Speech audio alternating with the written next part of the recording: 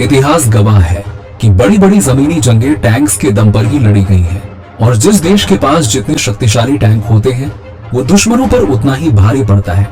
आज युद्ध के मैदान में टैंक ग्राउंड फोर्सेस के लिए एक बैकबोन बन गया है, जिसके इस्तेमाल से सेना की पावर और भी ज्यादा बढ़ जाती है। लेकिन इस टैंक में ऐसा क्या है जो ये पल भर में सैकड़ों दुश्मनों का सफाया कर देता है? इसके अंदर एक टाइम पर कितने लोग बैठ सकते हैं और आखिर ये काम कैसे करता है? आइए आज की वीडियो। दोस्तों, टैंक्स बेसिकली 3 तरह के होते हैं, जिसमें पहला है M1, जिसे पहली बार 1980 में यूज किया गया था। इसके बाद M1A1 1986 और M1A2 1992 से इस्तेमाल हो रहा है। ये सारे टैंक्स बाहर से काफी सिमिलर नजर आते हैं, लेकिन वक्त के साथ साथ इन्हें अंदर से काफी एडवांस बनाया गया है। आज की वीडियो में हम सिर्फ M1A2 के बारे में जानेंगे कि आखिरकार ये काम कैसे करता है।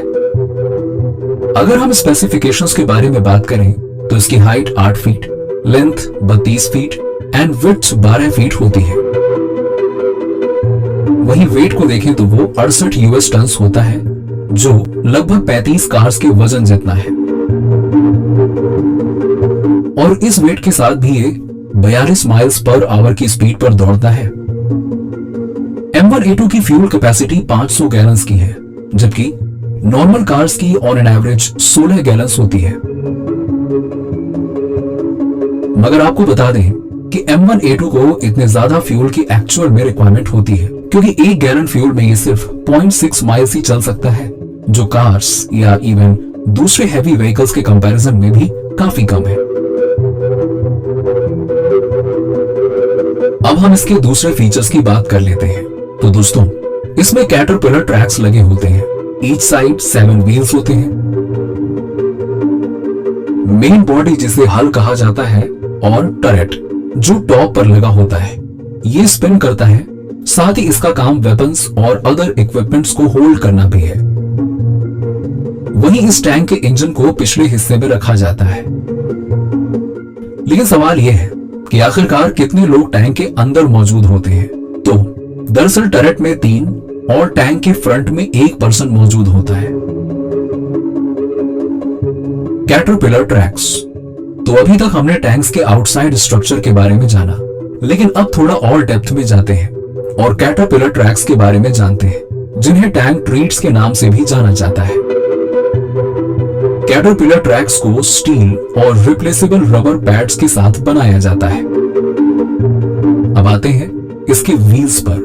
तो टैंक के ईच साइड पर 7 रोड व्हील्स लगे होते हैं, जो आगे मौजूद आइडलर व्हील और पीछे ड्राइव स्प्रॉकेट के जरिए ऊपर उठते हैं। ड्राइव स्प्रॉकेट में गियर टीथ भी बना होता है, जिससे इंजन से पावर दी जाती है। जब ये घूमता है तो अपने साथ एंटायर ट्रैक को रोटेट करता जाता है, जिस वजह से सारे रोड व्हील्स चलने लगते हैं। अब हम कैटरपिलर ट्रैक्स का मेन रोल देखें तो इसका काम टैंक को रफ सरफेस पर आसानी से मूव करना होता है। इसकी मदद से बड़े बड़े बैरियर्स को भी टैंक आसानी से क्रॉस कर जाता है। Surface area and more tracks. जो रेगुलर 4 पहियों वाली गाड़ियां होती हैं, उनका जमीन से कांटेक्ट वाला एरिया लिमिटेड होता है, इसीलिए किसी भी गड्ढे में आसानी से फंस जाती है। लेकिन टैंक में जमीन से कांटेक्ट वाला एरिया ज्यादा होता है, जिस वजह से वो अपना ज्यादा वेट डिस्ट्रीब्यूट कर सकता है। इसीलिए रास्ते में आने वाली रुकावटें टैंक के लिए कोई बड़ा मसला नहीं है। ये गहरी खाइयों को भी पार कर सकता है और पहाड़ियों पर भी चढ़ सकता है, पर अंदर बैठे लोगों के लिए ये सफर बहुत ही स्मूथ होता है। टैंक को ट्रैक की गति में परिवर्तित करके चलाया जाता है। एग्जाम्पल के लिए, अगर आप उसे लेफ्ट की तरफ मोड़ते हैं तो राइट ट्रैक्स लेफ्ट ट्रैक से ज्यादा स्पीड में चलने लगता है। लेकिन अनफॉर्चुनेटली कैटरपिलर ट्रैक्स टैंक का सबसे ज्यादा टूटने वाला पार्ट होता है। पर अच्छी बात यह है कि टैंक में कुछ ऐसे टूल्स मौजूद होते हैं जिससे उसे ठीक या लिंक को रिप्लेस किया जा सके। इंजन। नेक्स्ट है इंजन, जो कि टैंक के बिल्कुल पीछे मौजूद होता है। जब कभी भी जरूरत होती है, रिपेयर्स के लिए पूरे इंजन को टैंक से बाहर लिफ्ट किया जा सकता है। ये एक AGT 1500 इंजन होता है, जो कई अलग अलग तरह के फ्यूल्स पर चल सकता है।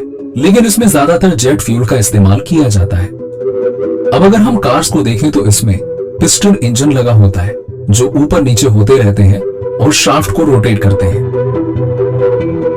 लेकिन टैंक में टरबाइन इंजन लगा होता है जो जेट इंजन से काफी सिमिलर होता है, जैसा कि आप एयरप्लेन में देखते हैं। लेकिन टैंक का इंजन साउंड में काफी धीमा होता है और इसे स्पेशली इस तरह से डिजाइन किया जाता है ताकि आसपास दुश्मनों को टैंक की पोजीशन का पता ना चल सके।